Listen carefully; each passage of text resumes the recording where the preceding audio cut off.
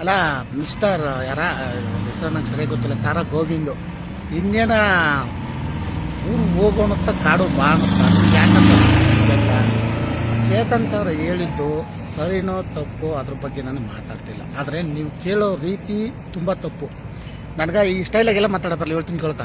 ಅಲ್ಲ ನೀನು ಎಷ್ಟೋ ವರ್ಷಗಳ ಹಿಂದ ನೀವು ಮಾಡಿದ್ದೆಲ್ಲಪ್ಪ ಲಂಕೇಶ್ ಪತ್ರಿಕೆ ಅವರ ಇದಕ್ಕೆ ನುಗ್ಗಿ ಪತ್ರಿಕೆ ಒಳಗೆ ನುಗ್ಗಿ ಅವ್ರನ್ನೆಲ್ಲ ಗೂಂಡಗಿರಿ ಮಾಡಿ ಅವ್ರನ್ನೆಲ್ಲ ಹೊಡೆದು ಅಲ್ಲೇ ಮಾಡಿ ಏನೇನೋ ಮಾಡಿದಾಗ ನಿನ್ನ ಇದೇ ಹೋಗ್ಬಿಟ್ಟು ನೀನು ಪೊಲೀಸ್ ಸ್ಟೇಷನ್ ಅರೆಸ್ಟ್ ಆದಾಗ ನೀನು ಪೊಲೀಸರು ಕರ್ಕೊಬಂದು ಬುಡಿಸ್ಕೊಬರೋಕ್ಕೆ ಕಾರಣ ಇದೇ ಡಾಕ್ಟರ್ ರಾಜ್ಕುಮಾರ್ ಅವರು. ಅದು ನಿನಗೂ ಗೊತ್ತಿರಲಿ.